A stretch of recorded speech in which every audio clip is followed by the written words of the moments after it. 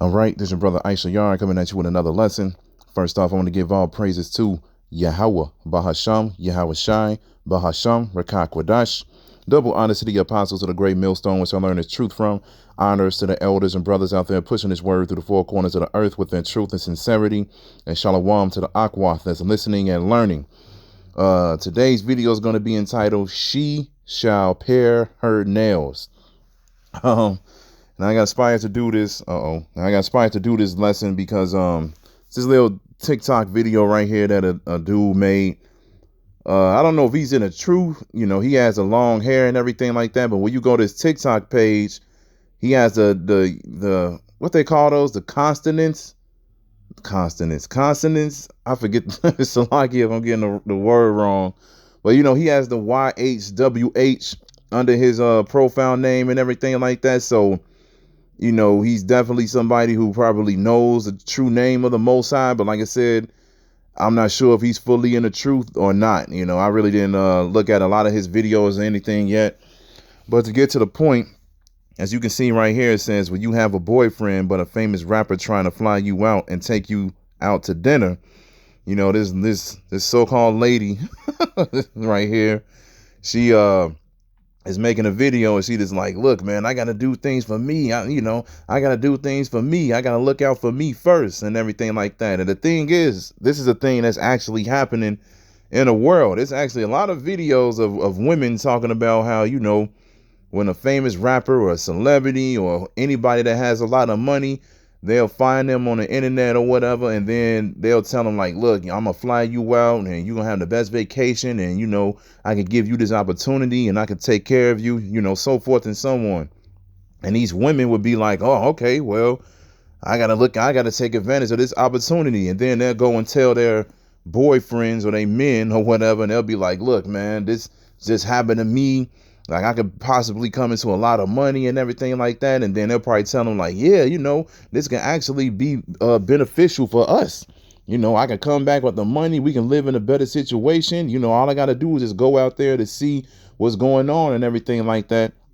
And then these simple men and be like, oh, okay, you know, I understand, man. That's Lil Wayne. I mean, hey, if Lil Wayne trying to, you know, see what's going on, hey, go ahead, you know, because that's how weak our men are these days. You know, the men are these days, you know.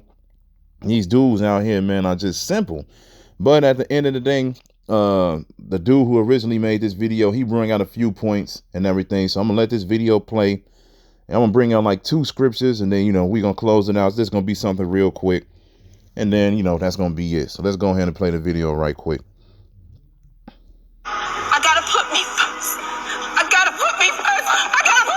I'm just happy that this younger generation of men gets to see how women really think and how they really act. Like, it's really good that y'all are showing these young men that loving you for you stuff doesn't really exist. Like, all that stuff is in the movies. So thank you and all the other women that do this trend. The real word that needs to come to mind when you think of women is survivalist. I don't think people understood the magnitude of what I said when I described what happens when one nation conquers another. A winning nation kills all the men. They kill all the young boys, but then they keep all the women and then run their society with those women. You know what the women do?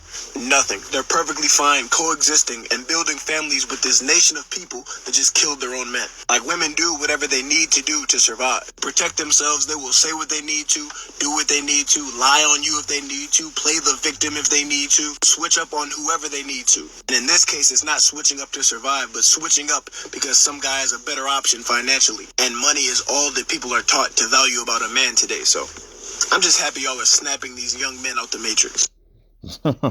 At least some of them. But as you just saw and everything, this is how, you know, this is how they think, man. Like he said, you know, they look at the men or whatever. Only thing that we good for is money. You know, if we don't have any money, we can't take care of you. We can't take care of your, you know, your needs or your, what's the word?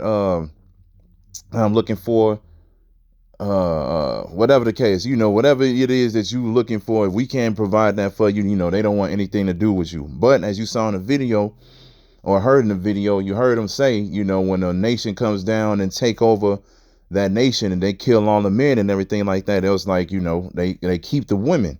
And then the women are, you know, going to be part of that society. And it is what it is. That's in the scriptures, man.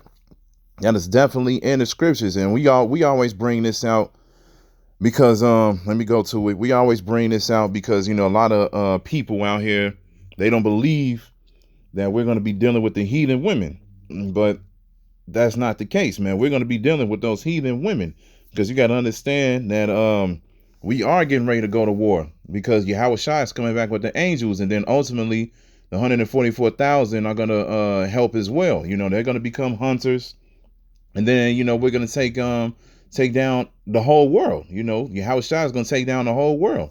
He's going to break that statue from Daniel. Okay. And then those women are going to become ours. All right. So this is Deuteronomy chapter 21 verse 10. It says, when thou goest forth to war against thy enemies, and the Lord thy power hath delivered them into thine hands, and thou hast taken them captive, and seest among the captives a beautiful woman, and as a desire unto her, that thou wouldest have her to thy wife, then thou shalt bring her home to thine house, and she shall shave her head and pare her nails, and she shall put the raiment of her captivity from off her, and shall remain in thine house, and bewail her father and her mother a full month. And after that thou shalt go in unto her, and be her husband, and she shall be thy wife. And they're going to be a secondary wife, the concubine. That's what it's going to be. They're not going to be the full wife. And then it says, and it shall be, if thou have no delight in her, that thou shalt let her go whither she will, but thou shalt not sell her at all for money. Thou shalt not make merchandise of her, because thou hast humbled her. Okay. And this is why, Apostle Tahar, he's probably the main one where he goes into, the whole rape doctrine. He brings out the point of, the humbling part and everything like that. And ultimately, that's a whole nother subject, but it is what it is, man. And at the end of the day, when you when you go in into her, you humble her. All right. But at the end of the day, this is what's getting ready to happen, and all the brothers say this, when they see that we're on top, these other heathen nation women, when they see that we're on top and we're ruling the earth and everything like that, and they're gonna be running to us with open arms. All right. But at the end of the day, this is what's gonna happen. All right. We're gonna take this place down, and then we're gonna take their women. It is what it is, man. This is what a king and a ruler do. And there's a law on how to handle the situation. So like I said, for all the people out there that's saying that we're not going to deal with the heathen women, you got to get with it, man. This is exactly what's going to happen. And we'll just get one more scripture, like I said, so we can deal with that woman. Because like I said, that whole point of that video was about how women out here, they you do whatever they need to do for themselves. It says, this is Sirach chapter 26, verse 23. It says, a wicked woman is given as a portion to a wicked man, but a godly woman is given to him that feareth the Lord. Okay, so that dude that flew her out, that is a wicked man. A lot of these rich men out here or whatever, they already know that these women are taken, but they know that they can take them because they do have money and they do have power, or some, whatever the case may be. And these women are just going to be like, well, I'm going to go ahead and just go for the opportunity. They're going to take care of themselves, quote unquote. All right. So she is a wicked woman. And then they're going to be given to her. She's given to a wicked man. But it says, but a godly woman is given to him that feareth the Lord. There's a lot of sincere sisters out here, because, we go to the comment boards or whatever the case may be. You see them. You see them. And even if you don't see them on the comment board, there's a lot of sisters out here that's like on Facebook or Twitter or whatever. And, it's a lot of them that's trying and everything like that. And that's good, and Most High is giving them to a man that fears the Lord. Okay. And that's when that Isaiah 4:1 is going to kick in ultimately, because, in that day, 7 women shall take hold of one man, that's going to come to play. That's another part of prophecy. All right. And, those 7 women are going to be given to that one man that fears the Lord. And the number 7 only means completion. All right. Then it says, verse 24, this honest woman contemneth shame, but an honest woman will reverence her husband. So at the end of the day, these she was being dishonest. She over here, supposed to be in a relationship and everything like that. And then she just like, yeah, I got to do what I need to do for me and everything like that. And you pretty much, you don't have no shame, man. You just like, yep, I'm gonna be flown out by whoever it is. I'm gonna make my money, let him do whatever he needs to do to me and for me, and I'm just gonna live my life, and I'm gonna leave him behind. And that's what, a lot of the women like that, man, they're going to be destroyed within these last days, man. They're not going to make it. All right. But it says, but an honest woman will reverence her husband. The women that come into this truth, they got to understand that once they get with that man, that man is supposed to be their Lord. That, like it says in the New Testament, Sarah was calling, her husband Lord. And that's exactly what these women are going to do in the last days, especially when that Isaiah 4:1 comes into play, because we are their lords, because we're going to be gods. Like it says in Psalms, I believe, we are gods, but we shall die like men. So at the end of the day, this is what's happening and everything like that. It's just funny, how a lot more stories like this are being told, even though a lot of these stories aren't ending well, because a lot of these women are being flown out and they being catered to or whatever. And then, they end up dead after the fact, because they over here trying to run towards whatever's going to get them out of their weak situation. And I say this too. I'm just like, man, a lot of these women, they cannot, especially if you're an Israelite woman, you can't run away from the curses, man.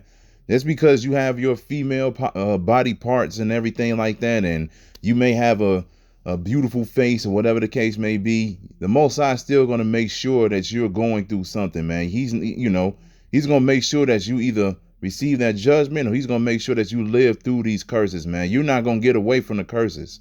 It is what it is. So, like I said, I didn't want to make this too long. I just wanted to bring that out. That was a little short video that was shared with me, so I decided to share it with you all, man. So I hope this was edifying. So with that, I'm going to say, Call Halayim, Yahweh, Bahasham, Yahweh Shai, Bahasham, Rachaa Quadash. Double honors to the apostles of the great millstone, which I learned this truth from. Honors to the elders and brothers out there pushing this word through the four corners of the earth within truth and sincerity. And shalom to the Akwath that's listening and learning. And Yahweh Ratazah, I'll be back with another lesson. Keep pushing, Yasharala. Keep pushing. We almost out of here. Shalom.